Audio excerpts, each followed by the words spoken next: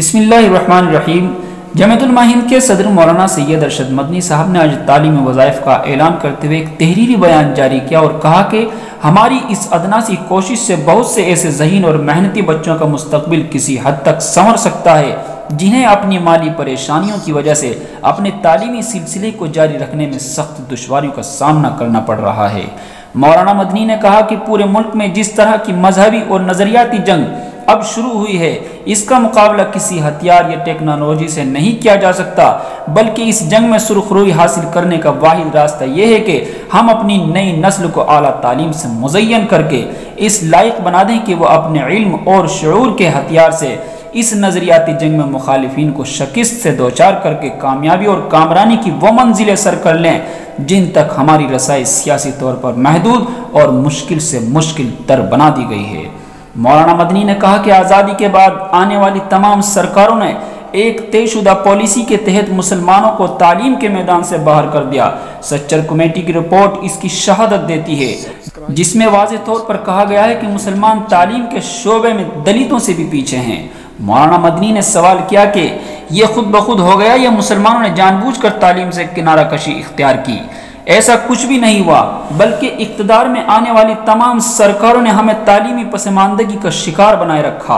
انہوں نے شاید یہ بات محسوس کر لی تھی کہ اگر مسلمان تعلیم کے میدان میں آگے بڑھے تو اپنی تمام صلاحیتوں اور لیاقت سے اعلیٰ عہدوں پر فائز ہو جائیں گے۔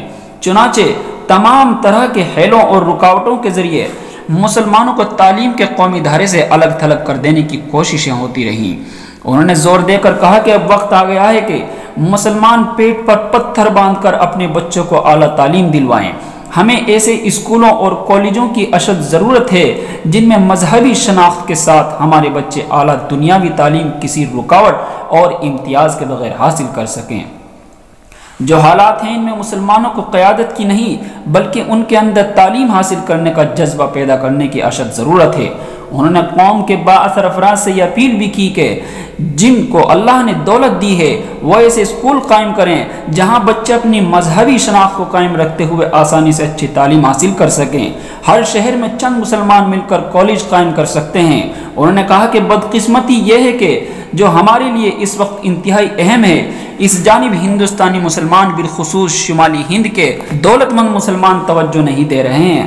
آج مسلمانوں کو دوسری چیزوں پر خرچ کرنے میں تو دلچسپی ہے لیکن تعلیم کی طرف ان کی توجہ نہیں ہے۔ یہ ہمیں اچھی طرح سمجھنا ہوگا کہ ملک کے موجودہ حالات کا مقابلہ صرف اور صرف تعلیم سے ہی کیا جا سکتا ہے۔ انہوں نے کہا کہ اسی مقصد کے تحت جامعۃ علماء ہند ضرورت مند طلبہ کو کئی برس سے تعلیمی وظائف دینے کا اہتمام کر رہی ہے تاکہ وسائل کی کمی یا غربت کی وجہ سے ذہین اور ہونہار بچے تعلیم سے محروم نہ رہ جائیں۔ انہوں نے وضاحت کی کہ رواں سال 2021 اور 22 کے وظیفے کے لیے فارم پر کرنے کی تاریخ 30 جنوری 2021 فارم ویب سائٹ www.jamiatulmahind.com سے اپلوڈ کیا جا سکتا ہے۔ انہوں نے مزید وضاحت کی کہ وہ طلبہ جو کسی سرکاری یا معروف ادارے سے انجینئرنگ، میڈیکل، ایجوکیشن، جرنلزم سے متعلق یا کوئی بھی ٹیکنیکل یا پروفیشنل کورس کر رہے ہوں اور گزشتہ امتحان میں جنہوں نے کم سے کم 70% نمبر حاصل کیے ہوں وظیفے کے اہل ہوں گے۔